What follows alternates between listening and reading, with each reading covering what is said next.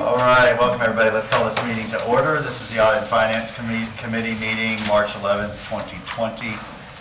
First order of business is adoption of our agenda. Were there any changes that you see need to be made? Okay, consider the agenda adopted by affirmation. Next is approval of the minutes from the February 5th meeting. Were there any questions, corrections, or recommendation to approve? Okay, any questions about that? Okay, those minutes are approved. So our first discussion item today is the fiscal year 2019 follow-up status for that year's audit plan. And so we would love to welcome to this committee meeting Ms. Bigby is your first audit finance committee. Welcome. And I'm sure with a healthy dose of assistance from Mr. Gloria, since he was here for a lot of that. So I'll just turn it over to y'all two. Okay, thank you. Mayor Poe and Mayor Pro Tem Ward, I'd like to have Eileen Marzak present the audit issue follow-up report. Eileen has agreed to stay on for a while we rebuild our office, and she has been involved with the audit issue follow-up for quite a while. And then I have a closing comment when Ms. Marzak is finished. Very good. Marzak, welcome again. So the follow-up process, thank you very much, Ms. Mayor. So just kind of the whole audit cycle is we typically, as you know, we bring periodically reports to you. So they're mostly performance related, or they may be compliance related or financial related. Our process is to conduct those audits. We make recommendations, and then part of the cycle is that management responds to those recommendations and usually puts a timeline as to when they will be implemented. Then that process goes through, and usually we present those in a matrix format at the back of our regular reports that you see. So the next step is to follow up, because we have recommendations, there's responses, but you have to have a mechanism for making sure that those action plans get implemented. So that's what this follow-up process is that because the responsibility for implementing those action plans is with management. It's their operations that we've looked at. And then our responsibility, it's a best practice, but it's also a requirement from the City Commission policy that we present to you an annual update on the status implementation of those. So that's what we have for you today. Follow-up process includes, so we maintain a database of all our recommendations and the action plans. And so at certain times then we reach out to the managers that have oversight in these particular areas. And we ask them for where they are in the process, and then they respond back. They provide, we're looking for procedures, they'll provide the procedures, or they'll tell us what's going on. So then we assess what we have, and then we either close the recommendation or we keep it open at that point in time. And it stays in the process until such time that we make a determination that it's closed or it becomes outdated. So what you have here is a summary of, there's a chart on page 1 here that gives you that we have 13 audits dating back to January 2014, that there are still remaining some action plans. So we also have summaries of the ones that remain open. So we started with 13 audits with 72 open action plans. During this particular process, we closed 21, leaving 51. So also remember that this is a moving target as we have new ones come in. So you see some more recent ones. But anyway, so that's the process. Our scope was that we're looking for what should have been closed in fiscal year 2019. As our practice is to kind of give you an objective for management action plans related to open audit recommendations completed, and we came back and said generally no. There's 72 that were outstanding. There are still 51 that are open.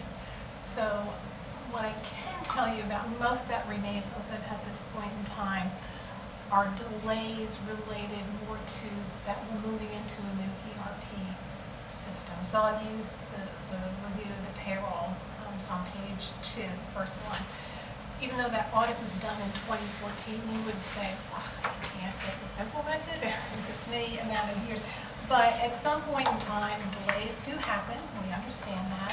And so now we have the ERP process, so we're almost like, we're gonna wait until we can, some of the issues that we saw in the other system that we had, we'll follow up and make sure they get closed. So most of these that you see have some ERP aspect to them. And so we will, hopefully in the next cycle that we do, I know we're going live with ERP in April, I hear. So we'll see. So we'll bring you back a periodic status report.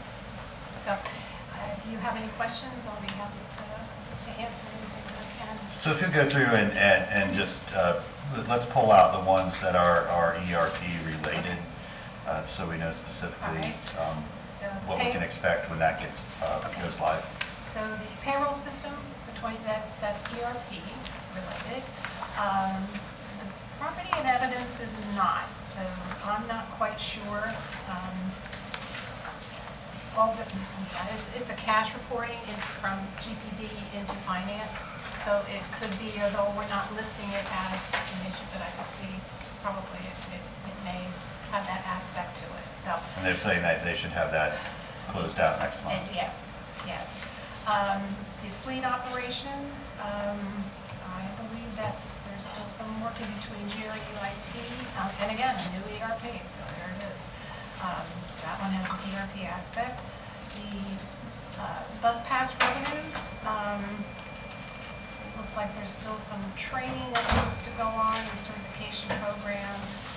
I think there may be some staffing delays as we're getting the 2019 financial audit completed. I think there may be some staff delays in the accounting department in helping RTS get through this. So it's not looking like we're saying that it's an ERP issue, but the accounting staff, the finance staff have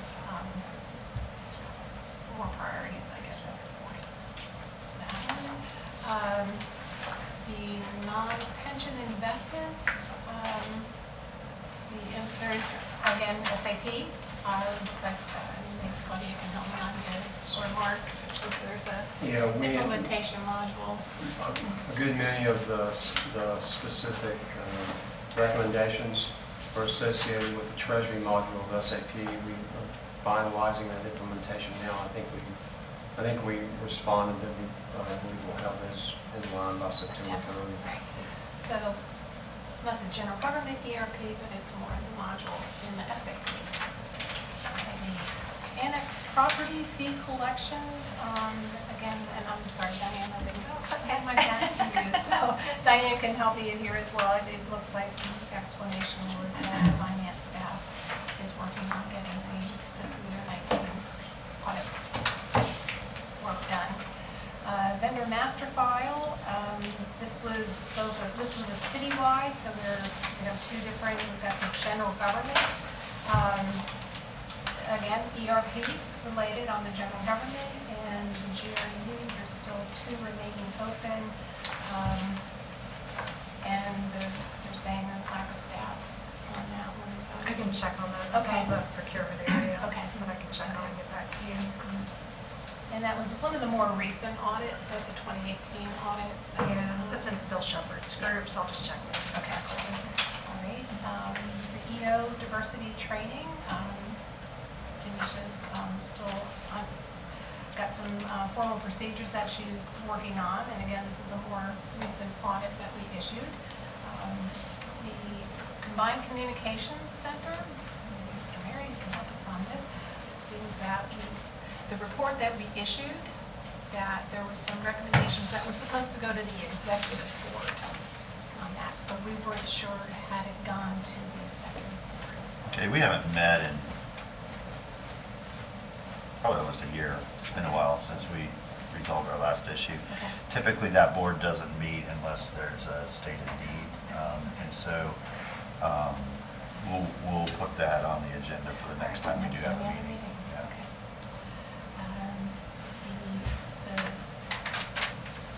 The ERP implementation.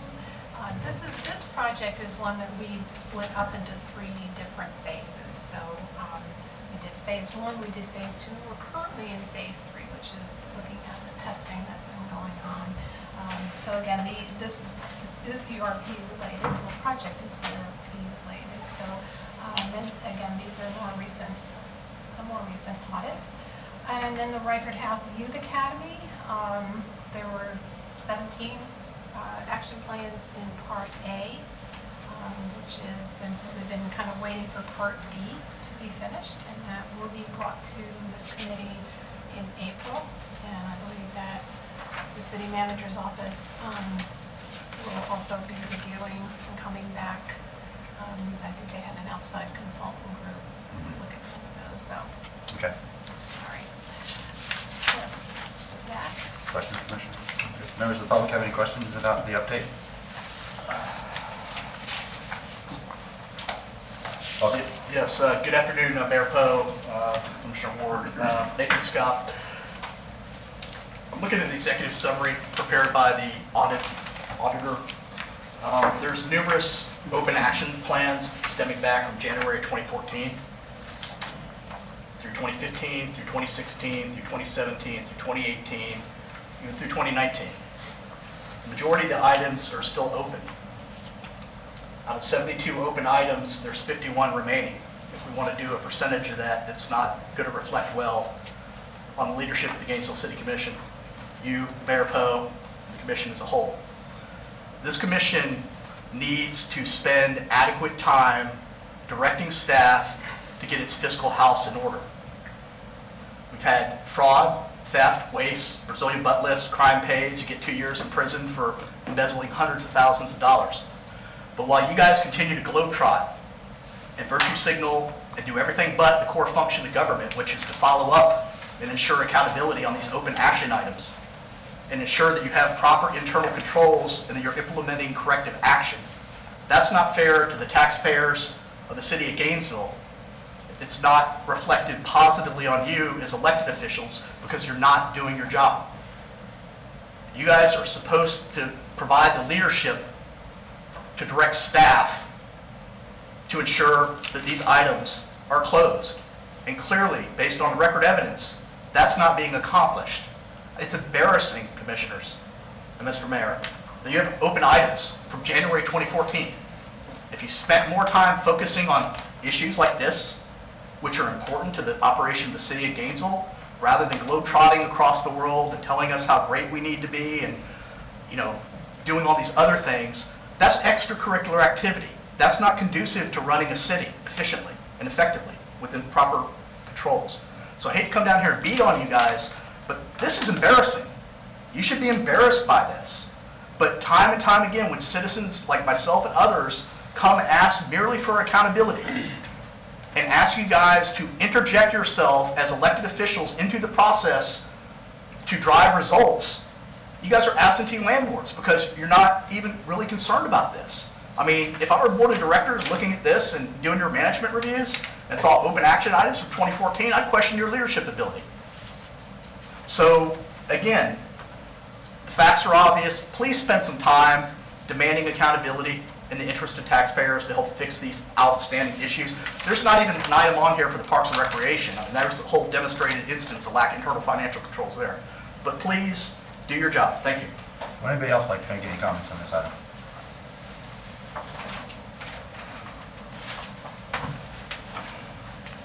Welcome.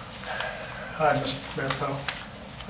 My name is Brian O'Brien, for the record, and I would like to welcome Mr. Bigby to Gainesville. It's a beautiful place to live.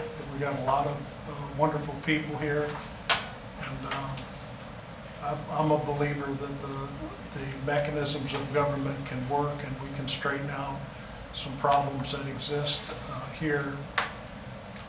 But I have been trained through my lifetime to be an active participant in civic engagement, and that has left me a little frustrated, I must say. You saw some moments of tension the other night in a meeting, and I just wanted to address that while we're all here to make sure that you understand that the frustrations that come out of these meetings are not due to any animus between the citizens and the hard-working people that work for the city. but for lack of answers to, some of these are hard questions, and it's not easy to face the microphone and admit that we're not getting the job done. So I do appreciate that you're new here, and I want to make sure that you don't get the impression that the citizens come down here just to badger the commission, which is the way we get treated a lot of the time. I'd like to thank Mrs. Marzak for that nice introduction to the audit and explaining the methodology. I am trying to understand a couple of things, like on the review of the payroll system back from 2014. It's my understanding that we were just told that it's related to the ERP implementation. And I checked my calendar and it's 2020, so I think that's a pretty good example of how intelligent citizens do not want to be told things that are really not true. That the ERP delay might be effective. I don't know how long we've been working on it, maybe a year or so, but it certainly doesn't go back to 2014. I probably won't have time to go through all these items, but the current question that I have on your desk is where is the GRU audit for 2019 Baker Tilly has performed? Why is that not presented today? It's a very large piece of the puzzle. The other thing, of course, is the Purvis Gray audit for general government. The 2019 Purvis Gray audit by contract is supposed to be completed at this time. Thank you, Mr. O'Brien. And And I we'll have a get some public- answers to those questions for you. And I have a public those are records- separate from the annual audit plan. Those are outside separate audits that are not presented in this format. Sir, This is just for our annual audit plan. After last year, when you Thank- misled me Mr. O'Brien, and tried to your time silence is the over. public.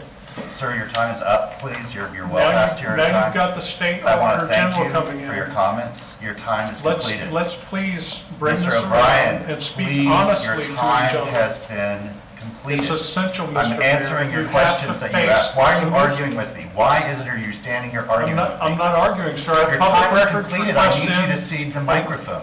and I they're need not you to being sit down, answered. Mr. O'Brien. I would like an answer. Mr. O'Brien, I was getting to the answers to your questions. I need you to sit down. Very good. Thank you. I look forward to the answers. Thank you, sir. I was answering you while you interrupted me. The two audits that you mentioned are separate. Those are annual audits that we do. They're not part of this annual audit plan. And this audit plan, Ms. Marzak went through very deliberately, and these are more to Mr. Scott's accusations, and explained why they were not closed out. It's not anything we're proud of. We in fact, held the auditor accountable when we made a change in that position.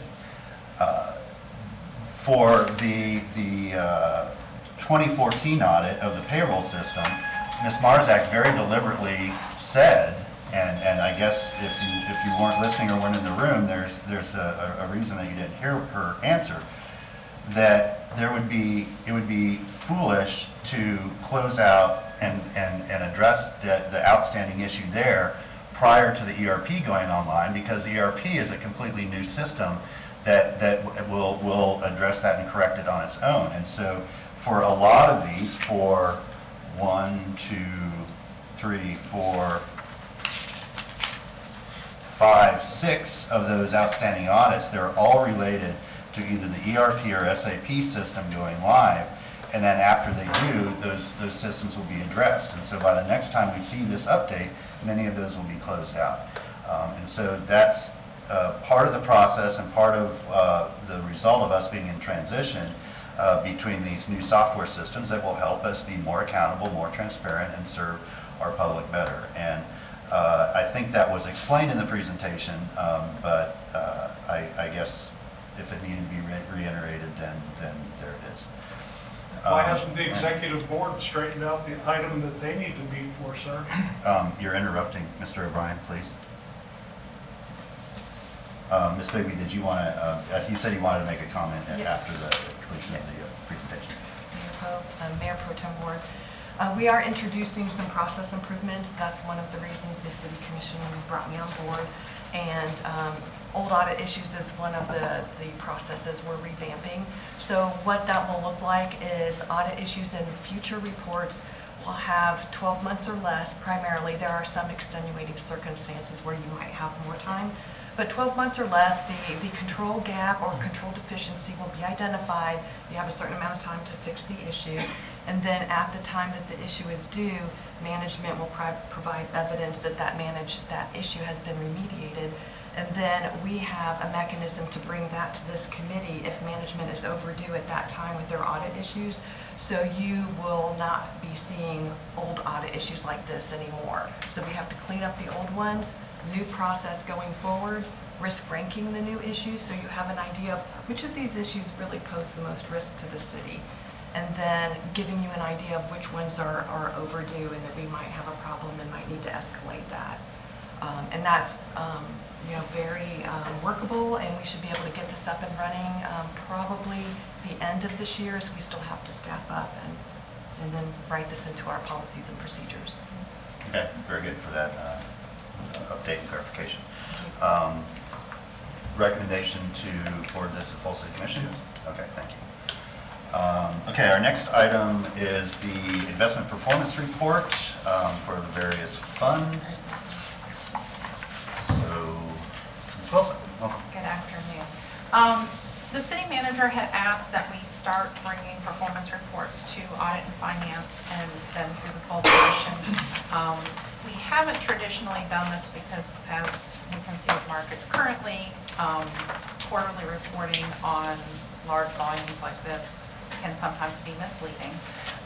Our pension investments are very long-term investments, as you know. So if there's a bad quarter and you look at a quarterly report and go, oh, it looks like we lost money, there's a panic. But we look at it in the long term. And we obviously have multiple money managers who are highly qualified that report to the Pension Review Committee and the Consolidated Fire and Pension Board on a quarterly basis. So staff works regularly with those money managers, and of course, like I said, they do the quarterly reporting to the boards. So because this is a new item for the committee, one of the things I'd like is feedback from the two of you on what kind of information you think would be helpful. So we could present it in any format, a lot of information or a very high level summary. I think what William has provided is, probably on the higher detail, more detailed level. So you can kind of see some of the things that are available and then maybe give us some feedback on what you'd like to see. Or if you want to see all the detail, that's great too. William lives and breathes this every day and, is able to answer questions or provide. If you would like us to create a presentation for you once a year, that we are more than happy to do that. We're just not quite sure because this is one of those things that's really in the weeds. And a quarterly number can be misleading when you're looking at As we found out over the last couple days. Exactly, a very long-term investment. Yeah. I think the detail is good and important. I think also to be able to condense that to hit the sort of high points or low points as they may be is probably most appropriate for what gets presented. I think what, at least for me, what I would be looking for are, sort of a black swan events, serious market disruptions, things that, pose a significant risk to our investment strategy or our portfolio, and what corrective action is being taken or considered in response to those things. So, it could be a pandemic, it could be a disruption in the fuel market. I think more than anything that will help the owners of this system, the employees, have enough information to know that we are being responsive to whatever events are out there. It was quite predictable when we saw the significant correction over the past week or so, people sort of fleeing to bonds and, freaking out over their 401ks and other things, and probably some people doing some things that wasn't in their long-term best interest. And, what our employees have entrusted that responsibility to you. And so, when there's these significant sort of market changes, they know what our strategy is and why it's important that we are or are not taking certain actions at that time. So I think that's like in these reports to help us with those things. What happened? What was our response? What's the rest of the market and industry doing? Commissioners, you want to add anything to that? Yeah, I think it's useful to have an annual report. I don't think quarterlies are useful. I think it's too much opportunity to create worry. But an annual report is useful to me, and heavy on the data is worthwhile. Give the commissioners the opportunity to dive deep if they choose, or provide an executive summary as well. So if they choose not to, they have that opportunity. And at any point, if there's a black swan on the horizon, you should feel free to bring that forward to this committee at any point throughout the year if you see a significant issue on the horizon, so that we can recommend or not recommend to move it forward to the rest of the commission. Did you have any questions about any of the reports? Would you like me to give you sort of a summary of what you're looking at?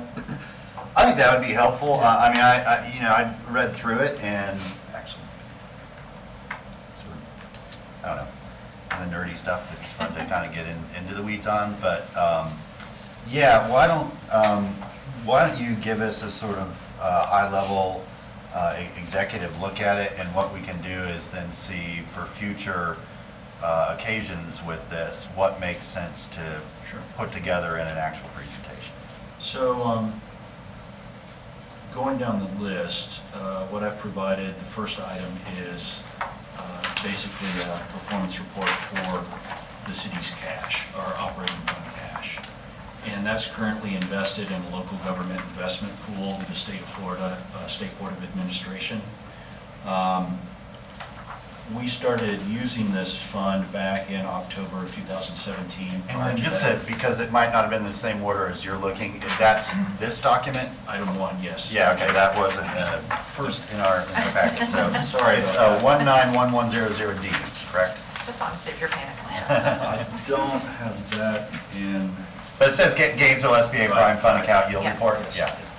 So this is something that I don't know that you want to see on a regular basis. I provided it because the city manager asked us to. It's a lot less interesting than pension plan reports. This is just our cash. It's always invested in a very safe, prudent manner.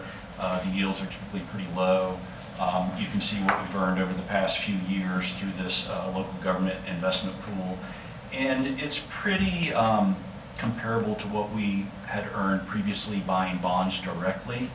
The problem is that when you own a bond directly and rates go up, the value of that bond goes down. And I don't think our finance director, prior finance directors and accountants wanted to show paper losses at the end of the fiscal year related to that market value drop. As long as you hold the bond to maturity, it doesn't matter, you're going to get all of your principal back. But it was really more of a reporting issue. And in 2017, we anticipated rates to start rising, which they did. So as an alternative to holding actual bonds, we put the money in this local government investment pool, earned a similar rate of return with daily liquidity, and without the market loss associated with bonds, because part of the what defines a local government investment pool is that it maintains a net asset value of 1, much like a money market fund of $1. So that's our operating fund cash in a nutshell. If you want to continue to see it, I can certainly provide it. This is a report that I put together. We receive statements every month from the SBA, but it's certainly, we can provide it if you want. It's just, it doesn't change much. Okay. I see no harm in including it. Okay. But yeah, you're right, not as interesting as the pension funds. So the second item I'll speak about is the General Employees Pension Plan Performance Report. Yeah. And to give you an idea, this is actually, what I've provided is a summary report. We have a 500-page detailed report that would list all of the holdings, all of the transactions. You don't need to print that. All right. So I thought this would be a good start to see if it was enough information for you. You can see on page 4, I won't go through this on every one, but, and they're all slightly different, but these reports are generated by our investment consulting service providers. And they have, expensive software that generates these reports, and they reconcile all the data with our custodian bank, State Street, out of Boston. And so, they make sure of the accuracy of the reports. And they have data going back, 20 plus years for the most part. And you can see that here, and you can see for now this was as of December 31st, so prior to the volatility we've seen in the past 3 or 4 weeks. You can see that the fiscal year-to-date return for those 3 months was 8% on page 4 at the top under total fund composite. The reports, they go back and show you what the 1, 3, 5, 7, 10 year since inception numbers are, in case you're interested in those. And then the report also breaks down by asset sector as well as specific investment manager, what the returns are. And just so you know, I know you mentioned a black swan type of event, which you could argue that we are in at the moment. But this is a lot different than the financial crisis that we went through 10 years ago. This is brought on by an outside event. It may cause a slowdown in GDP and may push us slightly toward a recession, depending on how long it lasts. But this isn't something caused by structural problems within the financial markets, which was what happened 10 years ago. So we're less concerned about this. If the issue resolves itself by the end of the summer, then I think you'll see markets return to a more stable position. The other thing is the reports we provide, they always are after the fact. So we're happy to come and speak to you about any event, anytime you like, but the reporting is going to be given to you after the event occurs. So you won't be able to see it, and epidemics are sometimes hard to predict. So we can't always anticipate those. The way we look at the investments for the pension plans are extremely long-term. People talk about 20 or 30 years. We're looking at multiple 100-year horizons as far as I'm concerned. And because of that, we don't make a lot of changes, large changes anyway, in our investments because of incidents like what's occurring now in the markets. Our investment managers may trim positions or add to positions that they see valuations change in. We may do some rebalancing that might make sense. But because we are such long-term investors, this is really noise to us, and we don't react to it, the way that an individual might. So I just, to reassure you on that, we take the long view on everything, as far as the pension plans are concerned. But we're happy to provide these reports on an annual basis. And just so you're aware, you do indirectly see the reporting of the annual performance when you look at the actuarial valuations. Those numbers are included there. They may not be pointed out specifically, but the actuarial valuations every year, they include and involve the investment performance returns, and they help determine what the future contribution rates will be. Okay. I don't know about you, Commissioner. This is very helpful. It's sort of high level, but kind of gets to specific performance. So I think easy. I'm just thinking about the folks that are beneficiaries. Right. What can they put in their hands and look at and sort of have a high degree of confidence in their plan. And the annual fiscal year reports are posted on the city website. That's a requirement of the state, but, I mean, we were doing it anyway, but there are a number of pension plan related reports that are posted to the city website. So they are there for everyone to see. But we're happy to provide you with additional reports whenever you like. I would agree with Diane that I think an annual report probably makes more sense if that's something that you agree with. Yeah, unless there's sort of an immediate need to get something before us. I think that's completely reasonable. The other, and I won't go through all of these. If you have questions, please, point them out. I don't want to take up too much of the time. I would mention that the Evergreen Cemetery Fund report that I included, that's sort of a homemade report because those funds are invested through Fidelity and just a few different mutual funds. We get statements every month, and then I take the statements and create this. This report was really created for the Evergreen Cemetery Committee, the group that helps manage and the outside citizen group that helps manage that property. And I created this report 20 years ago for them. It's not a really standard report. I'm happy to provide it, but it's only $1.5 million. It's something I do really for that committee. Right. Thanks. Questions? Suggestions? Yeah, just that we receive this on an annual basis. Okay. And in addition, I know typically any agenda items here would be recommended to the city commission. Do you want to do that for these, or would you prefer to wait until we do a fiscal year report? I feel like we can put them on consent after this, and then commissioners have the opportunity to look at them, and then if there's any questions, we can pull them. Okay.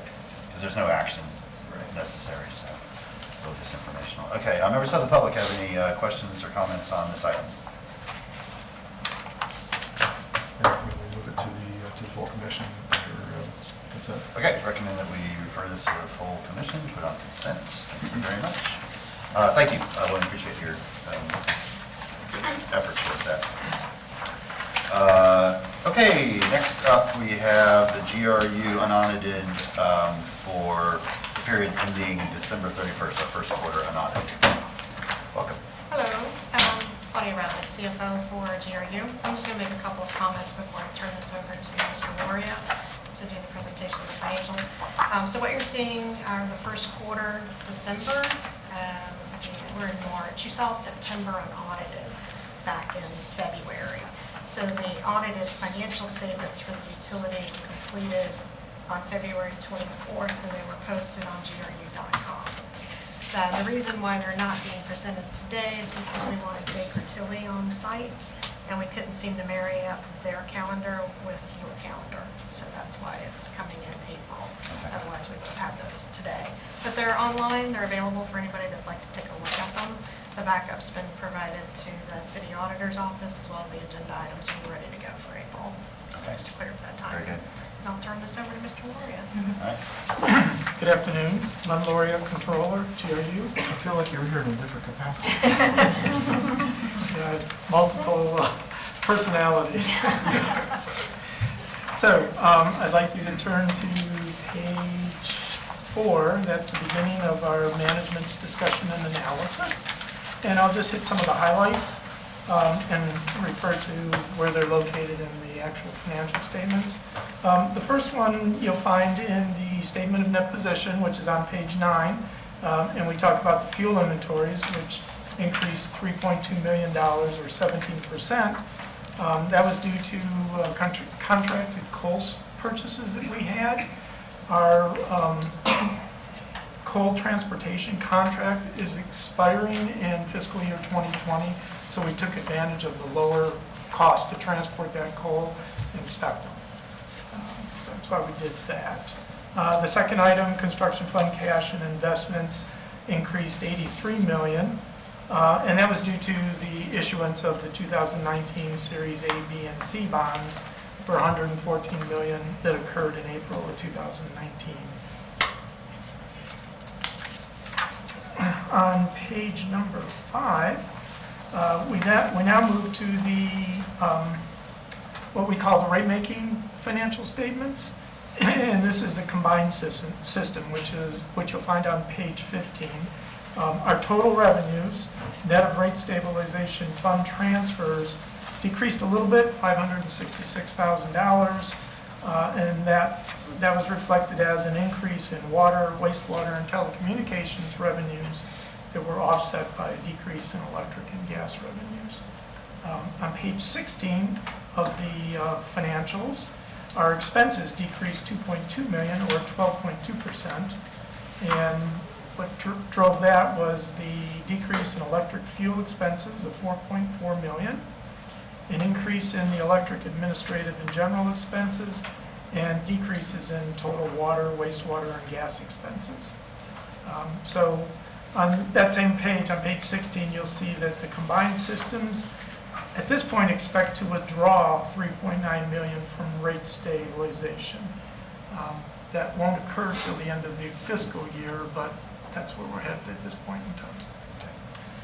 So now, starting it with the electric system, on page 17, the administrative and general expenses increased $1.6 million, or 26.9%, due to increased labor costs, resulting in part from the first year's implementation of total rewards. And we have 2 more to go for 21 and 22. Let's go 21 and 22. The electric system does expect to withdraw $4.6 million from rate stabilization at this time, or for the period ended December 31, 2019. On page 18, you'll see that the water system expects to contribute $570,000 to rate stabilization for the same period. And on page 19, the wastewater system expects to contribute $384,000 to rate state for this period. On page 20, the gas system expects to withdraw $206,000 from rate state. And telecommunications, which is on page 21, expects to contribute $8,000 to rate stabilization.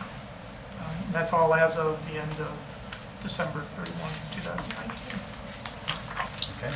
So if you go to page, I want to hit a couple additional highlights. If you go to page 15, that's the rate-making statements, or we call them, they're actually the net revenues in accordance with bond resolution. This is the combined systems, and this is the revenue page. And you'll see that the fuel adjustment did decrease that $4.4 million. The fuel adjustment is matched to our fuel expenses, which is on the next page, page 16.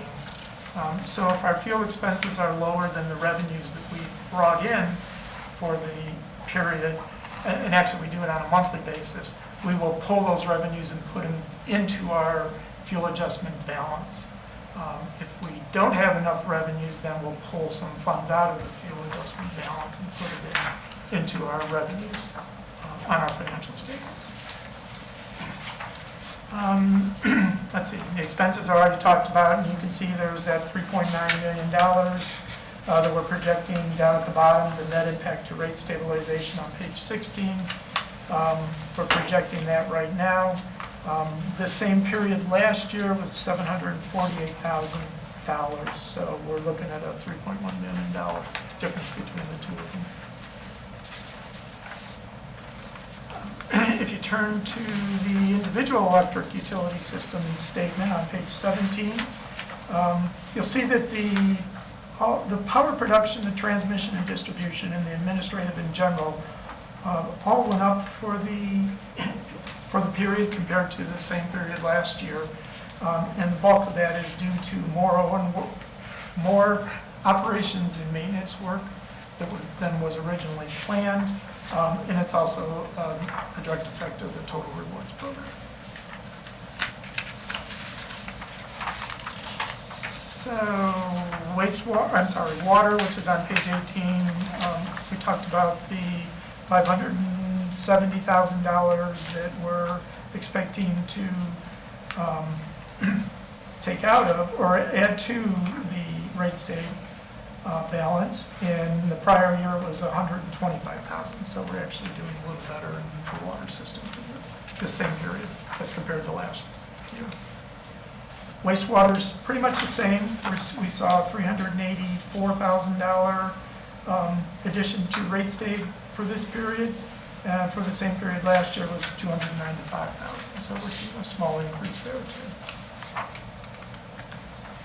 Gas system, because it was a mild winter, we're looking at a $205,000 reduction, and there was actually an addition last year of $191,000.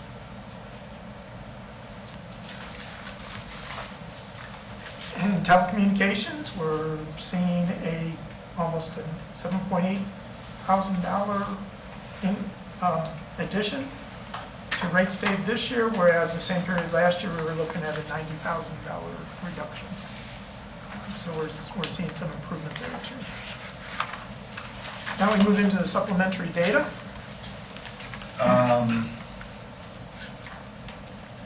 That's a separate item. No, this is, Oh, this is just just, for that. Oh, yeah. on that, yeah, okay. This is just showing you the balance at the end of December 31, Oh, the fuel 2019. levelization, The fuel yeah. levelization, yes. So for the electric system, we had about a $55,000 negative balance in there, which means that we hadn't collected enough from our customers yet. And then for the gas system, we had a $703,000 balance, which means that we have collected enough from our ratepayers. That's it for me. Do you have any questions? Commissioner? Okay, thanks for the update. Any members of the public wish to ask any questions or make any comments? I do want to Oh, make yeah, a go comment ahead. about GRUCOM. So what you see in the rate making, it's just the rate making function within that system. We'll be talking about GRUCOM in the budget function because they are having some financial difficulties. So we'll have some slides to talk about when we come back in April with that information. And when you see the financials, if you haven't looked at them already, if you flip to the back, you'll see GRUCOM in the back. So, Okay, thank you. very good. Mr. Scott? Thank you, Mayor Poe. Nathan Scott. With respect to the fuel transportation contract, as Mr. Loria said, the contract is, I think, scheduled to expire in 2020. Is that contract going to be renewed, or is this commission going to go naked on fuel transportation and subject itself to the will of the market? We have not had that policy discussion yet. Okay, because I mean, again, that concerns me. Having managed a co-fired cogeneration plant, being naked is not a good position to be in. So I hope the commission would consider its options. I know they're heavy on coal right now, which they've bought, but just letting something fall off the cliff and exposing yourself to market conditions is not a sign of a prudent managed utility. Secondly, some of the data, I guess it was confusing in the presentation because we were jumping from item to item instead of doing the items individually, maybe by design. But what I thought I heard in there was that there's a lot of withdrawals at current revenue forecasts from the stabilization fund to balance the entities and the systems, with the exception of, I think, water was making a contribution to the stabilization fund. Is that correct?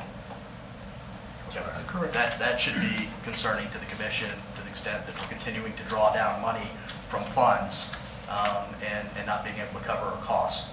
So, I think that's incumbent and inherent for the need for this commission to consider a reduction of the general fund transfer that I've been asking for since 2013 to stop putting pressure on this utility and putting its credit metrics at risk. Because this is not an endless piggy bank for GRU to continue to bleed itself. I mean, part of the reason for the debt downgrade was that they were drawing down the stabilization funds, and some of the things that were done subsequent to that downgrade were that we were going to improve our position, but we continue to withdraw from the stabilization fund. So I think the commission needs to make some hard decisions in the upcoming budget. It's clear to me as a taxpayer, you guys love to spend money, but we live in a world of limited means and resources, and you can't have champagne taste on a beer budget. And I think that you guys need to stop bleeding GRU, because again, the utility was the city's most valuable asset. It was a goose that laid the golden egg, but the demands that this commission continues to put on the utility are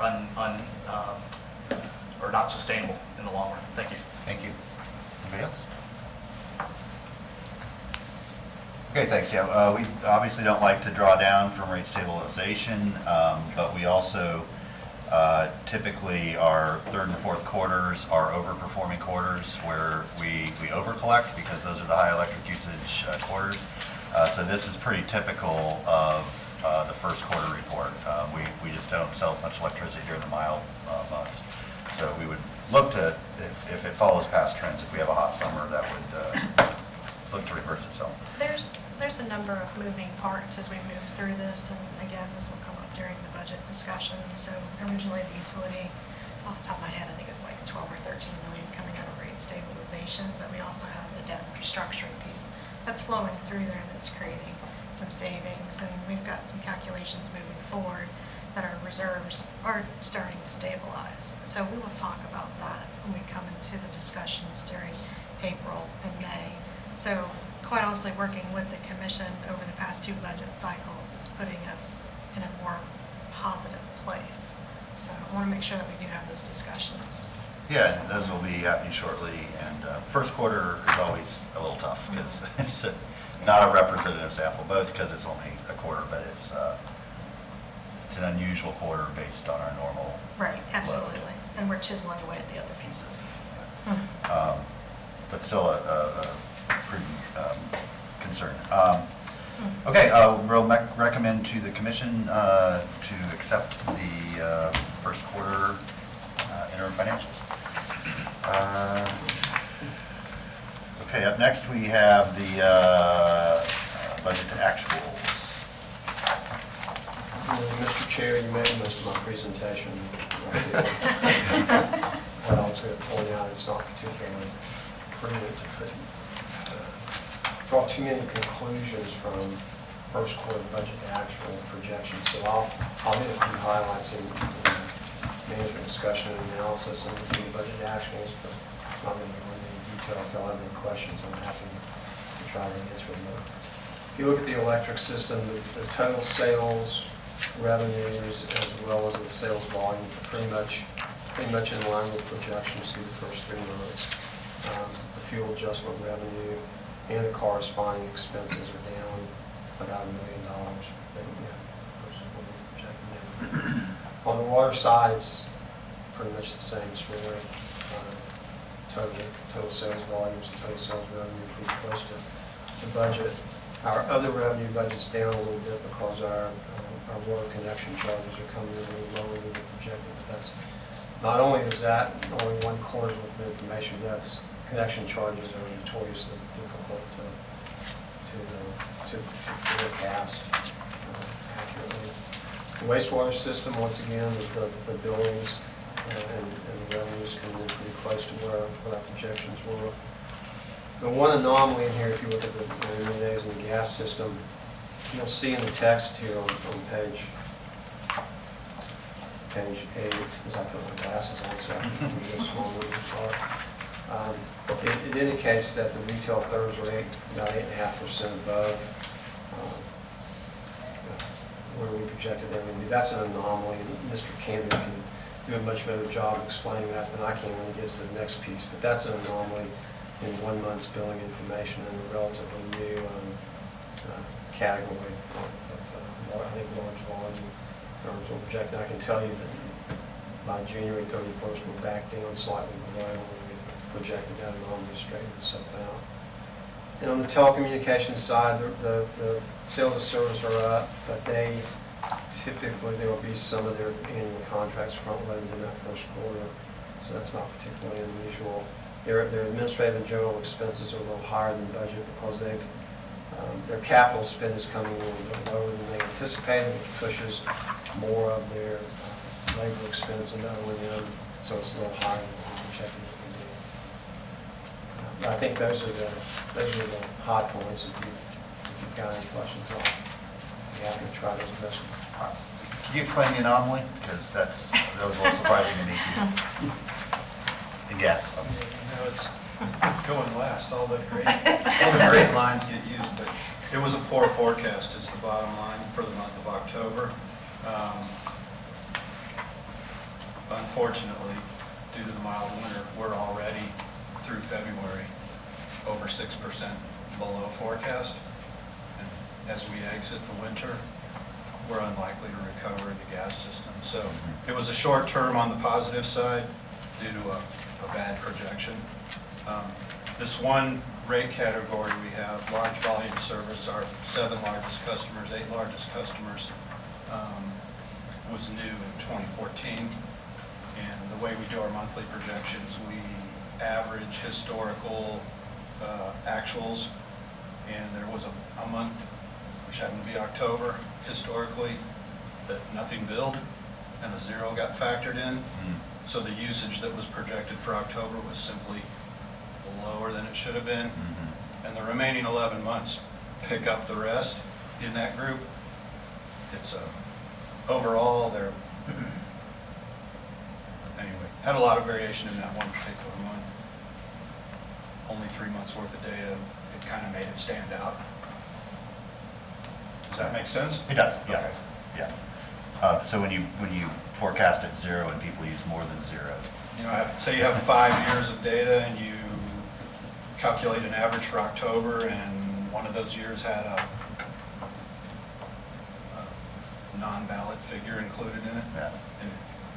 So what I'll have to do this year, and I'm in the process of preparing the forecasts again right now, is remember to exclude that when I calculate that average and try to get a better seasonality profile for that particular rate category. Okay, thanks, Tom. Members of the public have any questions or comments about budget actions? Okay, recommended full commission. All right. Next up, I believe supplementary data. One side or the other, please. Our last little piece here is our supplementary data, and that's simply a compilation of some billing summary statistics and electric system fuel expense data, essentially, is what we're looking at on these charts. So going to the first table, it's labeled page 1. First 3 months of the year, we're comparing actual data to our forecasts. Really, the only one that stood out is the one we just discussed, which was gas. I have the data already through February, and just to show you how quickly things can move when we have a small sample of 3 months versus 5 months, due primarily to the mild winter, electric is now, the first line on that table, retail energy, is 2.5% low instead of 1.5% high. Going down to gas, it's 6.7% low. Water is spot on, 0.0, and wastewater is 3.4 low. So a lot of opportunity for variation in first quarter data, but I don't think anything should be too surprising. So this will be our second consecutive mild winter with low winter sales in both energy systems, and as you all discussed, electric often has the opportunity to recover in the summer, whereas gas does not. Okay, so we go to the next table, and that's this table on page 2 is showing electric sales to other utilities. So currently, utility A is the city of Alachua. Everything else is off-system interchange sales. The city of Winter Park ended at the end of calendar year 18. So it's going to linger in this fiscal 19 data for the remainder of the reports you see this year, and that value will be static, the 22,000 megawatt hours. So sales to the city of Alachua, energy-wise, slightly lower than same quarter last year, and kind of the same story with interchange. And on because it's first quarter, it's kind of a funky table in my opinion, but the data on the left is the same as the data on the right. That won't be the case when we get to the 6 month. Okay, on the next page, we're looking at how we post our fuel expense to our financials. The top section is the dollars. Again, I'm going to focus on the right-hand side. They're the same this quarter. The center section is the energy, the megawatt hours, and the bottom section is the dollars per megawatt hour. So up in the top section, Len mentioned $4.4 million less than same quarter last year. That $17.4 million total fuel expense is the same figure you would see in his financial report on page 17. About a 7% decrease in the total energy requirements of our system compared to the same quarter last year. And the good news at the bottom is that the cost per megawatt hour decreased by 14%. So the fuel markets have softened since last year. They're favorable. Directly, and you may recall February we lowered our electric fuel adjustment in PGA. We're of course monitoring every month. If things go as planned, we're optimistic there may be additional opportunity there. Great. Later this year. But the fuel markets right now are very soft, and it's allowed us to catch up and be made whole currently. The chart on page 4 is simply a graphical representation of the expense data from the previous table. No big surprises there. Biomass, natural gas, and coal are the big three. And then moving to page 5, it's the breakdown of megawatt hours sourced by each fuel type.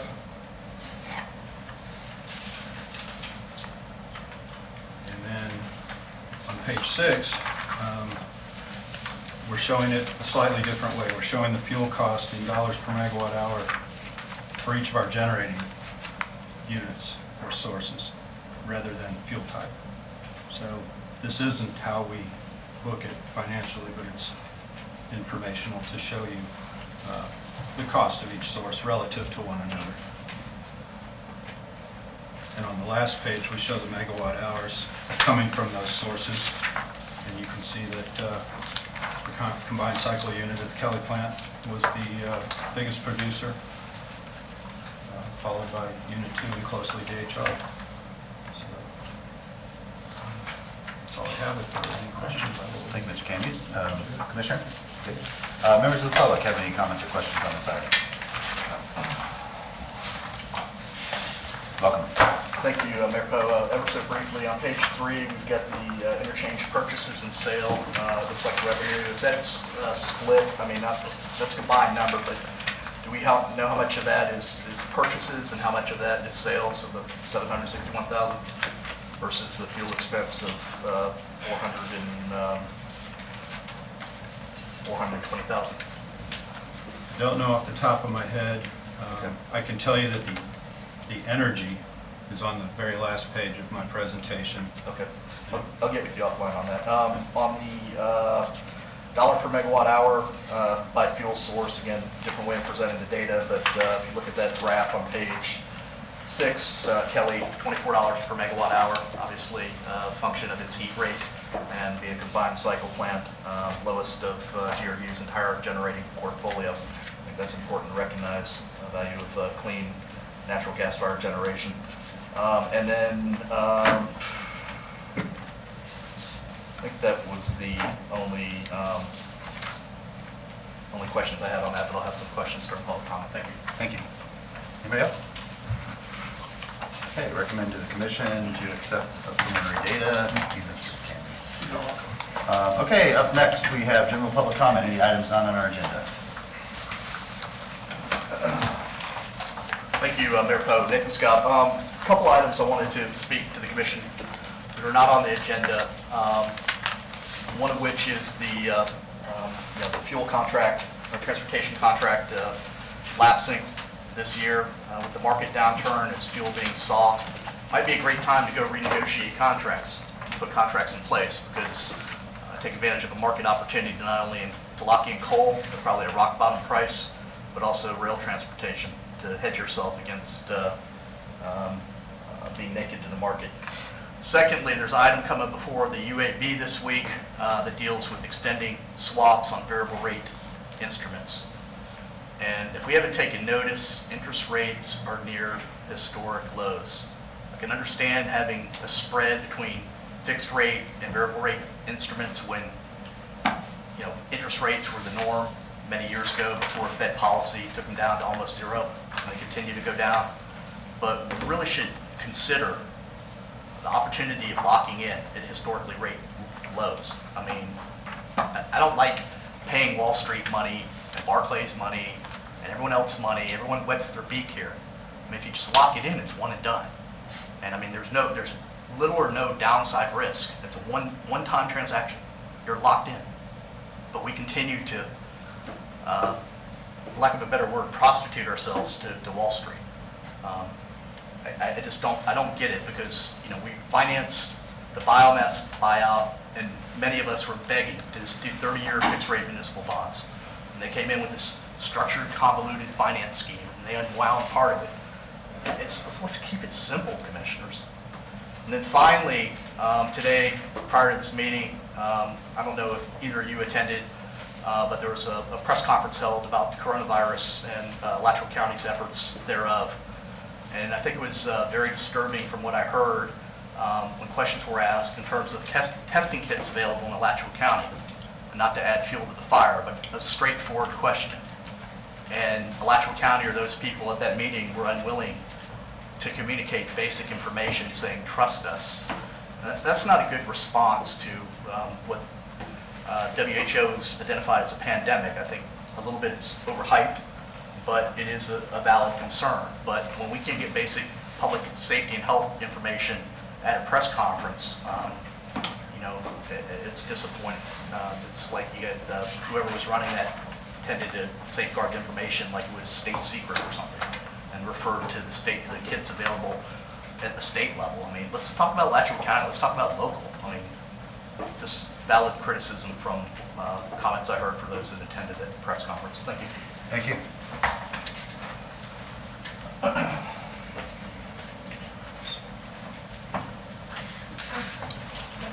Mayor Poe, Brian O'Brien for the record.